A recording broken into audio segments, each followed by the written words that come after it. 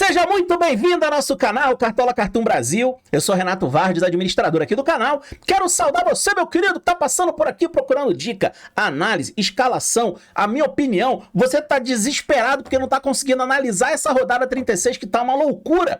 Pois bem, meu querido, vem pro lugar certo, senta aí com calma, pega aquele cafezinho e vamos falar sobre essa rodada e vamos aos pouquinhos desembolando os nós que ela tem pra gente clarear um pouco a mente e ver o que é que a gente pode extrair dessa rodada que está extremamente difícil. É disparada a rodada mais difícil do ano pra gente analisar, pra gente escalar, pra escolher jogadores, mas calma, por enquanto, a única coisa que você precisa fazer é deixar aquele like enquanto roda a nossa vinhetinha pra gente para a nossa análise do semáforo. Deixa o like aí.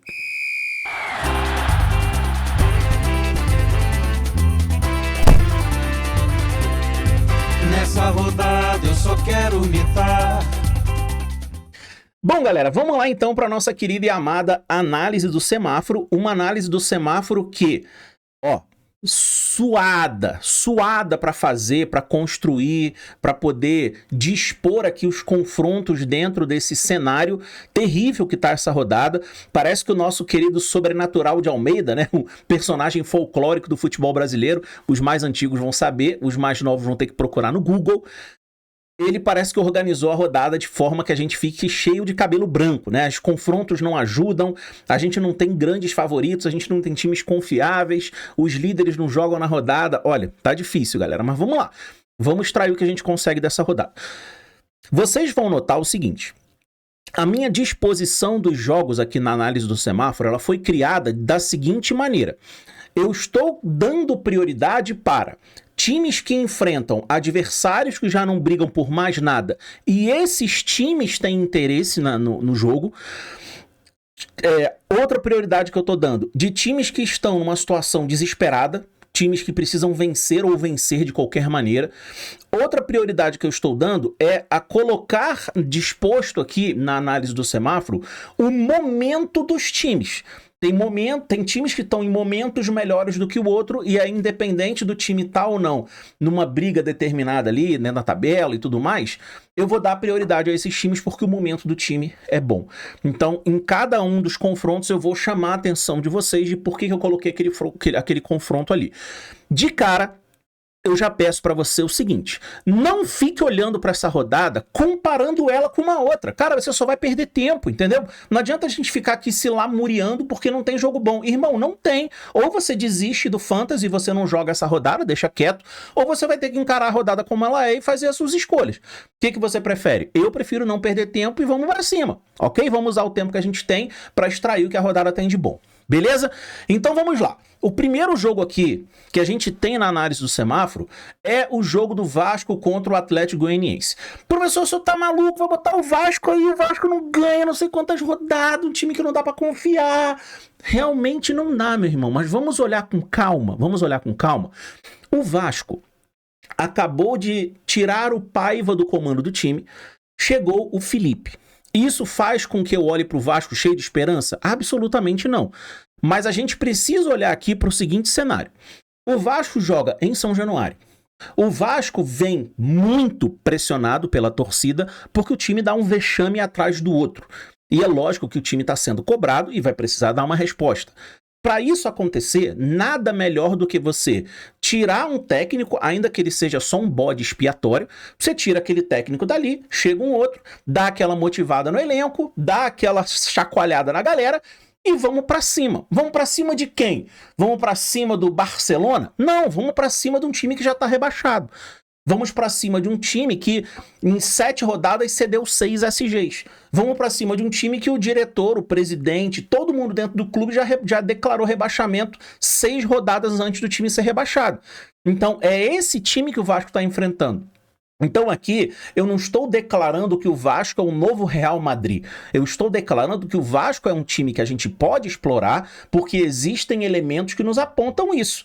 A gente tem o Vasco enfrentando uma defesa horrorosa, um time já rebaixado, o Vasco com uma troca de treinador que vai ser empurrado pela torcida, e é lógico que a gente pode tirar proveito disso. Eu não estou com isso dizendo que agora o Vasco tem um SG garantido e o Verratti vai fazer 20 pontos, não estou dando nenhuma garantia disso. Mas eu estou dizendo que do outro lado tem um Atlético Goianiense que não está entregando nada.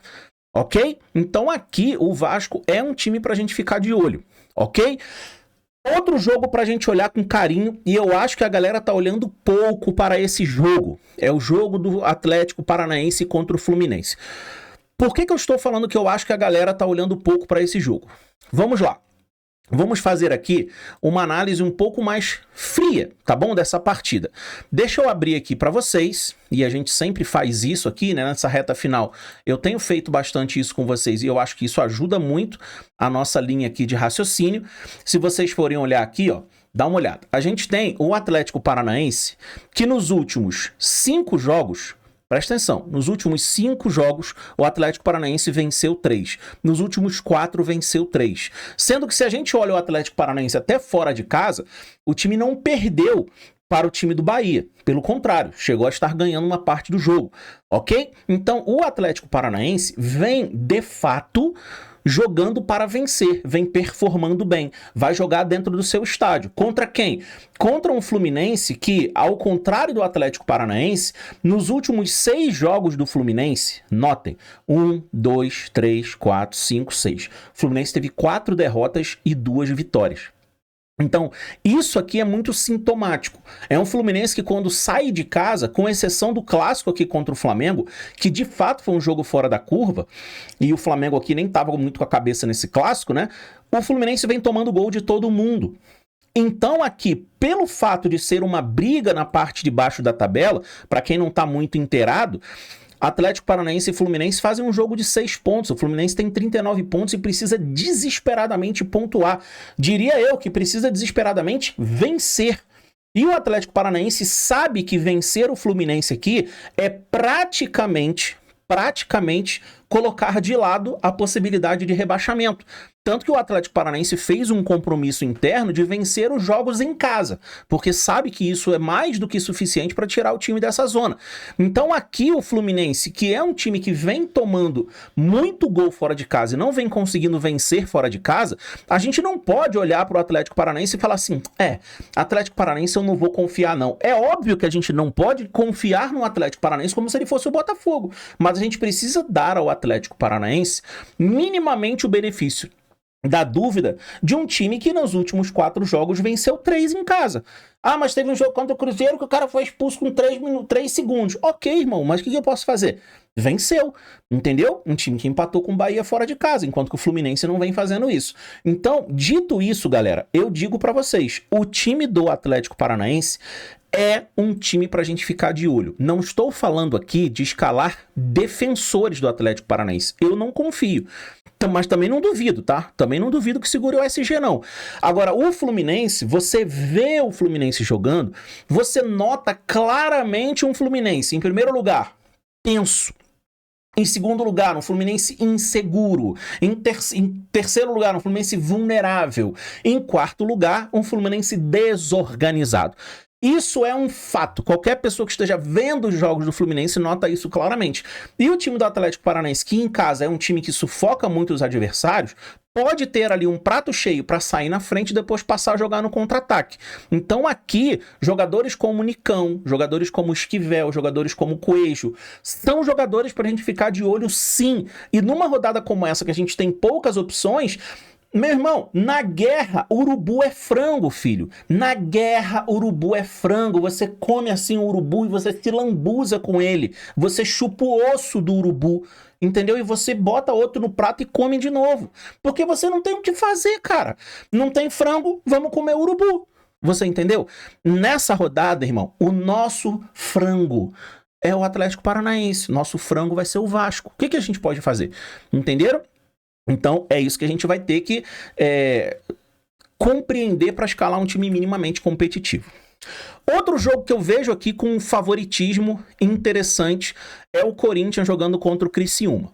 Aqui, galera, a gente precisa recordar a trajetória do Corinthians. O Corinthians não chega nessa rodada à toa como favorito. Para mim, o Corinthians é favorito. Não tem assim um favoritismo acachapante, mas é favorito. Tá? Vamos aqui recordar um pouco como foi a trajetória do Corinthians até aqui. A gente tem aqui um Corinthians que nos últimos 5 jogos fora de casa perdeu 3 e venceu 2. Só que os últimos 2 foram os que ele venceu. Foram contra adversários frágeis? Foi, mas é exatamente essa a condição do Criciúma.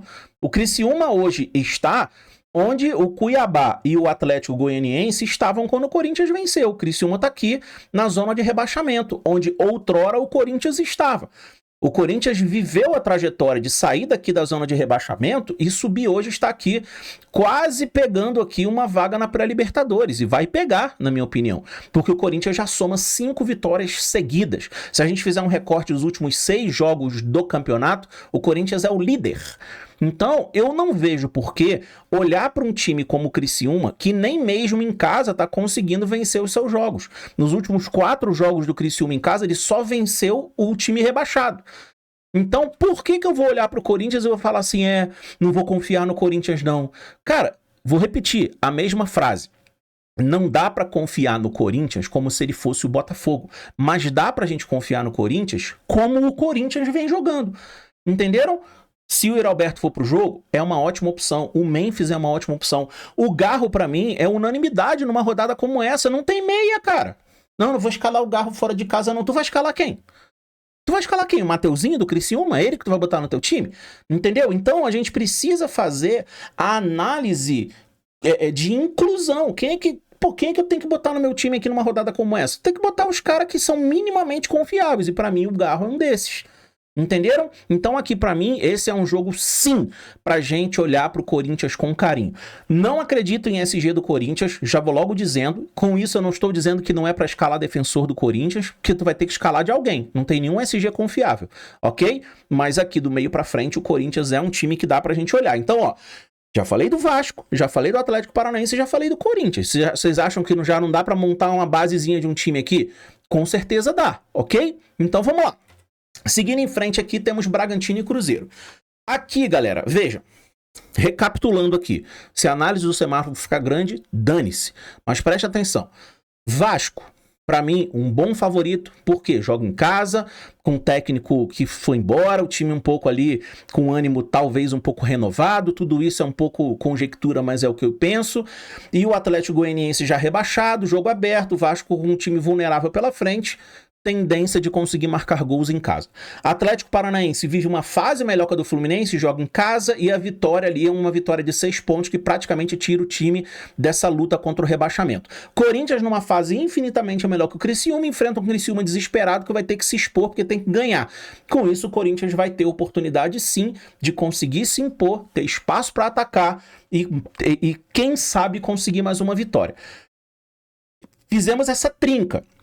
Agora vamos falar do Bragantino. Você confia no Bragantino? Não, nem eu. Muito prazer, vamos pra cima. Eu não confio nada no Bragantino. O Bragantino, pra mim, é um time que merece cair. Merece.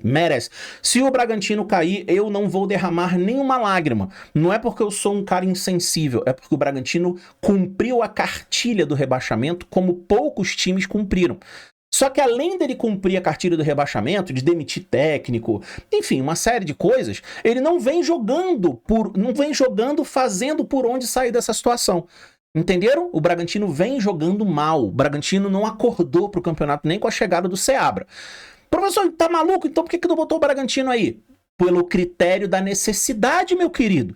O critério da necessidade vai fazer com que esses 3 últimos jogos do Bragantino sejam jogos de tudo ou nada. Se ele vai cumprir ou não a minha expectativa, eu não tenho como saber, mas eu preciso ter jogadores do Bragantino no meu time, porque são esses caras que vão ter que comer a grama, irmão. Ou esses caras vão comer a grama, vão tomar um Red Bull pra criar asa, ou eles vão descer direto pra Série B tomando ovada da torcida, cara. Então, é desses caras que eu tenho que esperar alguma coisa. Então, olhe com carinho pra Juninho Capixaba, pra Sacha. Mas eu não confio. Nem eu, meu irmão. Eu também não confio. Só que não tem outro, irmão. Não tem outro cara. Vai botar quem no teu ataque? O Luiz Henrique? Vai botar o Veiga, o Estevão? Não tem, cara. Entendeu? Não tem. O Lewandowski tá lá na Espanha, cara. Entendeu? Então, no teu time, você vai ter que tentar usar os jogadores dos times que precisam desesperadamente fazer gol, pontuar. E do outro lado, a gente tem um Cruzeiro do Fernando Diniz que parece que gosta tanto do entretenimento do futebol que faz questão de tomar 1 ou 2 gols por jogo. Parece que o Diniz tem essa paixão dentro dele. Então ele faz aquela saída de jogo posicional maravilhosa e tal, que ele não abre mão, que em muitos momentos é bonito de ver, mas que na maioria das vezes dá ruim, porque o futebol brasileiro não tem jogadores defensivos com qualidade para sair jogando. E o que acontece? Acontece o que aconteceu contra o Grêmio lá na casa do Cruzeiro no Mineirão. Tomou gol, saiu atrás. Entendeu? Quando o Cruzeiro vai para frente, o time até cria. Tá melhorando um pouquinho nesse sentido. Mas lá atrás ainda é vulnerável. Então é lógico que aqui o Bragantino vai ter que se valer disso para tentar sair da situação que está. Entenderam aqui? Então eu vejo aqui, pela necessidade do Bragantino, um time de onde a gente pode tentar cavucar alguma coisa para colocar no nosso time. Principalmente o Sacha, o Capixaba, talvez o John como uma aposta, dependendo da sua necessidade. Tá bom? Daqui para cima, galera, é treva. Daqui pra cima o bicho pega, tá? Daqui pra cima vai ser difícil tirar alguém pra colocar no time, mas a gente vai tentar. Cuiabá e Bahia. Cara, o que dizer do Bahia? Bahia se perdeu no campeonato. Se perdeu. Se perdeu. Em agosto, cara. Em agosto ali o Bahia era candidato até a brigar pelo título. Dava a entender claramente que o Bahia ia brigar pela Libertadores. De repente o Bahia desligou, disjuntou e acabou, saiu do campeonato. E o Cuiabá, cara, pra mim é um time já virtualmente rebaixado. Então esse jogo, pra mim, era um jogo que o Bahia deveria utilizar pra tentar se recuperar dentro do campeonato. Só que o Cuiabá é um time esquizofrênico. Quando você acha que ele vai, ele não vai. Quando você acha que ele não vai, ele vai. Então, diante disso, eu tô fora. Acabou-se. Pra mim, aqui, esse jogo é um jogo pra deixar de lado. Tá bom? Aí aqui um jogo que eu acho que a gente tem como explorar. Por quê? O time do São Paulo, ele não tem com que se preocupar com quem vem atrás dele. Mas ele também não vai alcançar quem tá na frente dele. Pode até alcançar, mas é quase que um esforço gigantesco para alcançar nada. Entenderam? Então o São Paulo é aquele time que tá administrando o campeonato. Então com isso o São Paulo joga tranquilo. Não, o São Paulo faz boas apresentações, vai pra frente quando tem que ir. Ofensivamente é um time que tá criando, o Lucas Moura tá numa fase maravilhosa. Em casa, né, o São Paulo até tem uma performance aceitável, só que de quem é o interesse máximo nesse jogo? Do Grêmio. O interesse nesse jogo é máximo por parte do Grêmio. É o Grêmio que precisa, até depois dessas brigas lá no vestiário e tudo, dar uma resposta para uma arena lotada. Porque a gente sabe que o torcedor do Grêmio chega junto. E ali o Grêmio vai precisar de fato dar essa resposta. Então, aqui jogadores como Soteldo, Bright White, não sei se vai Monsalve e o Cristaldo começar jogando. São jogadores que a gente pode ficar de olho. Quem não for escalar o Lucas Moura pode ir até com o Reinaldo no time. Lembrando, você tem que dar para esses caras o peso que eles merecem. O Bright White eu acho até que é um jogador muito bom para rodada. Mas os outros ali, né, Monsalve, Cristaldo, até o próprio Soteldo, são jogadores um pouco mais de segunda linha. Mas dá para escalar, ok? Então, se for explorar esse jogo aqui, o Grêmio é o time. Com exceção do Lucas Moura, né? O Lucas Moura entra naquele critério que eu falei lá no começo do vídeo, de um jogador que tá bem, um jogador que tá num bom momento. É o Lucas Moura. Independente de tudo, ele tá bem. Vitória e Fortaleza. Aqui o Fortaleza precisa muito pontuar para conseguir continuar brigando lá em cima, né? O Fortaleza, galera, até tem chance de título ainda, tá? É uma chance assim ínfima, mas tem. E o Vitória tá dando aquela arrancada para de fato ficar ali tranquilo para sair da zona de rebaixamento de uma vez. O Vitória vem até jogando razoavelmente bem. Esse aqui para mim é um jogo parelho. Para mim, é até um certo favoritismo do Fortaleza, mas tem jogadores desse jogo que eu gosto, tá? O Lucas Esteves é um cara que eu acho que a gente pode ficar de olho, o Mateuzinho, tá bom? Mas nada além disso. E pra gente terminar aqui a nossa análise do semáforo, eu coloquei lá em cima os jogos que já aconteceram, né? O Galo perdeu pro Juventude em casa, 3-2, e o Palmeiras também perdeu pro Botafogo em casa, 3-1. Palmeiras tirou o rótulo de pipoqueiro do Botafogo, né? E o Botafogo conseguiu uma belíssima vitória. E aqui, galera, a gente tem, pra gente finalizar a nossa análise do semáforo, Flamengo e Internacional. Dá pra gente olhar pra esse jogo? Dá. O Internacional ainda tem chance de título. O Internacional vem numa fase espetacular, numa sequência maravilhosa, líder do retorno. A gente não pode menosprezar o time do Internacional por aquilo que ele vem performando e pontuando. As duas coisas o Internacional vem fazendo bem. Só que do outro lado, cara, a gente tem o Flamengo, que tá numa fase de ajuste do trabalho do Felipe Luiz, e com isso o time tem jogado com muita vontade de encaixar o jogo. Então o Flamengo, tem gente que diz que o Flamengo tá a passeio no Campeonato Brasileiro. Eu não acho. Eu acho que o Flamengo está sendo usado pelo Felipe Luiz como usando essa reta final de Campeonato Brasileiro como um laboratório de trabalho do Felipe Luiz, e o Flamengo está correspondendo. O Flamengo tem jogado muito bem. O Flamengo não tem jogado de qualquer jeito, não tem se defendido de qualquer jeito. O Flamengo tem feito jogos que você vê que o time está com vontade de jogar. Então, cuidado com o grau de peso que você vai colocar aqui no time do Internacional, se você quiser escalar Alan Patrick, quiser escalar Ener Valencia, Bernabé, porque, cara, o jogo é no Maracanã, tá? O jogo não é no Beira-Rio. Então, tomem um certo cuidado com isso, porque aqui eu ainda acho que o Flamengo é favorito, ok? Vamos lá, terminamos a nossa análise do semáforo, tentei fazer uma análise aqui rápida, porém, sem deixar passar nenhuma nuance.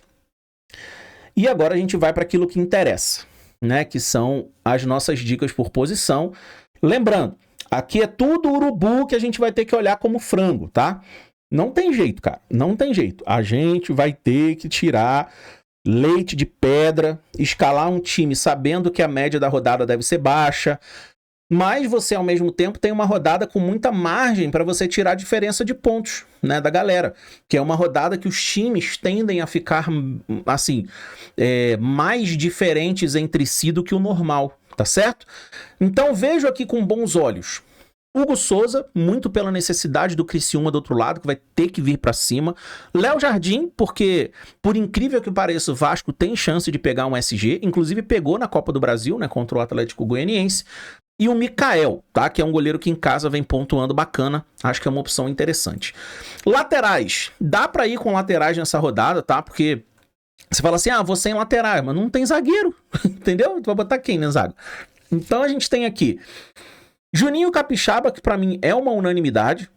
Gosto muito do Juninho Capixaba, ele vem pontuando cada vez melhor, tá finalizando muito, tá assumindo a responsabilidade no time, tô gostando, né? O nosso querido Seabra tá dando bastante responsabilidade pro Juninho nesse time, muito parecido com o que o Caixinha fez há tempos atrás. O Esquivel, que é um cara muito ofensivo, tá sempre chegando também lá na linha de frente, gosto do Esquivel também pra essa rodada. O Lucas Esteves, que seria aqui mais uma aposta, né, pra galera que quer um cara um pouco mais diferente. E os dois laterais do Vasco. Eu não sei se o Puma vai pro jogo ou se vai o Paulo Henrique. Realmente não sei, a gente não tem ainda essa confirmação, mas o Piton certamente vai. E para quem for escalar o Verratti, cara, é importante você ter o Piton, tá? Porque muitas vezes ele e o Verratti se acham muito dentro do jogo, faz tempo que isso não acontece, mas eles não se esqueceram, né? Então pode ser que ele acabe aparecendo novamente. Na guerra, o urubu é frango, nunca se esqueça disso. Galera, zagueiro. Não existe posição mais difícil para escalar nessa rodada do que zagueiro, tá? Não tem nenhuma mais difícil. E aí você tem duas opções aqui. Uma opção, você tentar escalar para pegar SG. Aí você bota aqui, por exemplo, o João Vitor e até de repente dobra com o Léo Pelé, do Vasco. Eu não faria isso, tá bom? A outra opção é você tentar pegar um outro SG mais exótico, tentar pegar o SG do Corinthians e colocar o Ramalho com o Gustavo Henrique, dobrar o Flamengo para tentar pegar um SG do Flamengo difícil contra o Internacional no Maracanã, ou você tenta colocar jogadores que tenham um quilate um pouco mais elevado para você tentar uma pontuação extra além do SG perdido, tá bom? Nesse caso, eu gosto muito do Léo Ortiz, gosto do Léo Pereira e gosto do Gustavo Henrique, tá? O Pedro Henrique até vinha fazendo uma média básica interessante, nas últimas 3 rodadas já não fez. Essa oscilação me deixa um pouco, assim, desconfiado do jogador, mas de qualquer maneira ainda coloquei ele aqui como uma sugestão para vocês, tá bom? No meio campo a gente não tem, assim, grandes nomes, né? A gente tem até aqui o Garro, lógico, né? Que para mim é unanimidade, não tem como estar de fora do time. Os outros ali, galera, é tentativa e erro, tá? Tentativa e erro. O Nicão, escalei ele 3 vezes esse ano, 2 ele foi bem, 1 ele foi mal. Nessa agora, eu vejo também um jogo interessante pro Nicão, tá bom? Mateuzinho em casa é sempre um cara que vem pontuando com bastante intensidade, né? Um cara que participa muito do jogo. Lucas Moura, muito pela fase que ele vem, E o Alan Patrick é a mesma coisa, tá? São jogadores ali que eu indico muito mais pela fase do que propriamente pelo confronto, beleza? E no ataque, cara... Rapaz... Misericórdia, galera. No ataque... Aí, no ataque... Vamos ter que baixar o sarrafo bonito nessa rodada, cara. Bonito. Mas vamos lá. Vamos pegar o limão aí e fazer uma limonada, né? Alejandro, se não fosse um jogo contra o Fortaleza, eu diria que ele é uma unanimidade. Mas contra o Fortaleza eu não consigo dizer tanto, tá bom? Bright White é um cara que pontua mal com média básica, mas ele tem participado de gols. Com isso, eu acredito que ele é uma unanimidade, sim, nessa rodada. Coelho, que é um cara que particularmente eu me dou bem com ele. Escalei o Coelho, assim, desde que eu comecei a jogar cartola, escalei o Coelho 3 vezes. As 3 vezes ele fez gol e ele foi bem. Eu tenho um pouco essa leitura, assim, do Coelho, né? Eu gosto de jogadores assim. O Memphis, que também vem numa fase muito boa, vem pontuando legal, volta de suspensão e pega o Criciúma, que vai ter que se expor. Memphis, pra mim, também é um atacante muito forte pra rodada. E o Verratti? O Verratti, cara, que, assim, vou dizer pra vocês, talvez alguns digam que é clubismo, outros vão entender o que eu tô querendo dizer, mas pra mim o Verratti é unanimidade, assim. Não tem como você dizer que vai ter um jogo do Vasco em São Januário, um time vindo numa sequência horrorosa, o que pesa contra o Verratti. Se ele tivesse em boa fase seria melhor, mas o time com a pressão que a torcida tá, jogando contra uma linha defensiva frágil, que leva gol de cabeça toda hora, e você não dizer que o Verratti é unanimidade, eu acho um erro de leitura, independente dele estar numa fase ruim, entendeu? Pra mim aqui o Verratti é sim unanimidade, ok? Ponto final. Antes de falar para vocês sobre o nosso time, galera, eu quero lembrar para vocês algo importantíssimo a respeito do nosso querido mata-mata, né? O nosso fantasy de sobrevivência que eu tenho trazido para vocês aqui direto. Muita gente está aproveitando aqui a nossa promoção da liga na cara do gol, como tá escrito aqui em cima de mim, ó. Como é que você faz, cara? Que é o seguinte, para cada amigo que você indicar o mata-mata, esse seu amigo vai baixar o aplicativo aqui, ó, usando esse QR Code que tá aqui. Ou se você tá olhando aí pro celular, pro computador, o QR Code tá do seu lado direito. Esse QR Code é o QR Code que leva pro link que eu tenho para vocês baixarem o aplicativo. É o link do meu canal, ok? Eles lá vão saber que vocês baixaram por indicação minha. E aí o que vai acontecer? Cada amigo que você indicar, você vai ganhar uma vaga na liga na cara do gol. Essa liga tem premiação de R$1.000, entendeu? Então, assim, eu tô chamando a atenção disso porque é uma forma muito simples de você conseguir colocar vários times seus dentro de uma liga sem você pagar nada. E essa liga tem premiação de R$1.000. Então, esse seu amigo baixa o aplicativo, segue lá o mata-mata, né, no Instagram. Só é importante, quando você abrir o seu aplicativo, você vai nos 3 pontinhos lá em cima do lado direito e vai ter um código aqui que é seu. Esse código aqui é o meu. Entendeu? Se você entrar com o meu código, você vai me dar vaga na liga. Não precisa, usa o seu, dê para os seus amigos e seus amigos vão lá fazer o download do aplicativo, vão seguir o mata-mata no Instagram e aí você vai receber vaga lá na liga na cara do gol. E lógico, se você já tem o aplicativo baixado, irmão, aproveita para jogar, aproveita para entrar nessa rodada, estamos na reta final e logicamente ninguém quer ficar de fora dos prêmios sensacionais que o mata-mata tem para oferecer, beleza? Outro recado importante, galera, que muita gente me pede direto e tal, a galera fica mandando mensagem no direct, e eu na minha live falo, e aqui no vídeo eu acho que eu nunca falei, né? Eu tenho um grupo, galera, aqui no Telegram, onde eu passo para vocês os meus estudos, né? Todos os dias eu pego, né, as apostas que eu faço, as entradas que eu faço, já tem até entrada aqui para jogos da Champions lá de dezembro, né? Então, todo dia eu vou aqui, faço os meus estudos, as minhas análises, divido aqui com vocês, né? Hoje já fiz aqui várias entradas. Aí tem green, tem red. É uma vida normal de uma pessoa que lida com investimento esportivo, ó. Tomei red na Lazio, mas aqui em cima eu tive green no Yassine, né, um jogador o Benziar, né, um jogador ali do Qarabag, que eu conheço bem por conhecer o Qarabag, peguei uma odd boa nele aqui, ó, de 2,37, Tava 2,50 aqui na BetSpeed. Enfim, se você quiser participar desse grupo, o link tá aqui na descrição, tá? É fácil você entrar, gratuito, não tem que pagar nada. É só, eu divido com vocês, tá? O meu compromisso com vocês é esse. Eu estudo, divido com vocês e vocês usufruem disso da maneira que vocês acharem melhor, tá bom? Seguindo. Base do meu time para rodada, tá? Essa é a base, por enquanto. Vou dizer que eu não tenho dúvida? Vou. Mentira. Eu tenho dúvida, sim. Mas, por enquanto, a base do meu time é Léo Jardim e Piton. Eu ainda estou um pouco inseguro de dobrar o Vasco aqui, por uma questão natural, mas eu acho que eu vou acabar dobrando mesmo, até porque o Léo Jardim vem pontuando bem mesmo sem SG. Minha dupla de zagueiros é o Léo Ortiz e o Gustavo Henrique. Mas ainda existe um mundo em que eu dobro aqui o Corinthians ou o Flamengo, tá? Eu ainda tô pensando um pouco a respeito da estratégia que eu quero seguir nessa rodada. Eu não posso dar mole nas minhas ligas, porque eu tô muito bem nas minhas ligas e sei que a galera tá vindo ali com sangue no olho, né? Fechando defesa, fazendo um monte de loucura, e eu preciso ser muito estável nessa reta final para manter as minhas premiações. E o Juninho Capixaba na outra lateral. No meio-campo, eu sinceramente não tenho muita dúvida, tá? Do meio-campo que eu vou.